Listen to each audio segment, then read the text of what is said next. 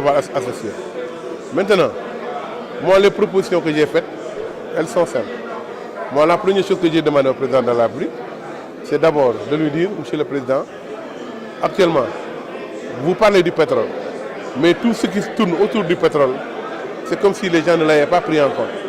Parce qu'autour du pétrole, il y a le transport, il y a la logistique, il y a la distribution, et tous ces trucs-là ne sont pas pris en compte déjà. Ce n'est pas pris en compte, certes, mais deuxièmement, il faut préparer les Sénégalais qui devraient travailler dans ce secteur dès maintenant. Il ne faut pas attendre seulement à la fin, ou bien dès la production, pour leur demander de commencer à faire. Ça, il y a un accompagnement de l'État qui est possible pour que les gens puissent aussi intégrer ce secteur-là pour pouvoir le gérer.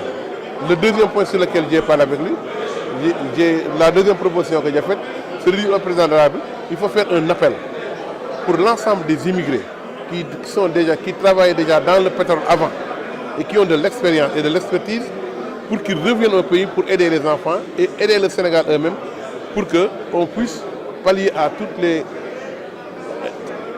les techniques que les autres pouvaient utiliser pour peut-être ne pas prendre en compte tout ce qu'on veut, mais au moins de nous permettre de nous équiper et d'avoir l'expertise et la connaissance déjà sénégalais. Et ça aussi, il y a beaucoup de Sénégalais qui sont des experts là-dessus, parce que vous avez vu dans la salle, il y a eu des gens qui ont pris la parole, qui travaillent au Ghana, au Nigeria, et qui sont dans le pétrole, et qui sont des experts là-dessus. Il est de les appeler pour qu'ils viennent travailler pour le compte du Sénégal. Ma crainte, c'était, est-ce que s'ils viennent travailler pour le Sénégal, est-ce qu'ils ne seraient pas dans le dispositif où les rémunérations qu'on devrait les payer va être en dessous de ce qu'on paye aux expatriés. Le président nous a rassurés en disant que les experts ils seront payés au même titre que les experts étrangers qu'on va prendre, et qu'on prendra des experts étrangers aussi qui sont forts dans des domaines où il n'y a pas de Sénégalais. Donc ça veut dire que le problème majeur, les Sénégalais, il faut communiquer là-dessus pour leur dire, vous pouvez venir travailler chez vous et vous aurez les mêmes avantages que les autres que vous avez à l'extérieur. Ça permet aux autres de venir au travail au Sénégal aussi, et ça va les motiver plus que quelqu'un d'autre qui est venu seulement pour l'argent. Donc ils ont une deuxième demande. La troisième, j'ai demandé aussi à ce qu'on puisse, en plus de ça, régler le problème de la communication. Il ne faudrait pas qu'on communique seulement dans un secteur, il faut qu'on communique dans tout le pays. Il faut que tout le monde sache exactement ce qui se passe dans le pétrole.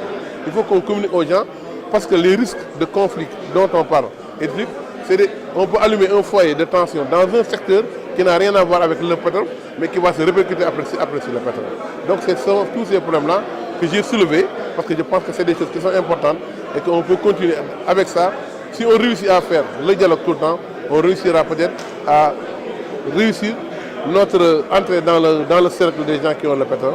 Et ça, vraiment, c'est une bonne chose.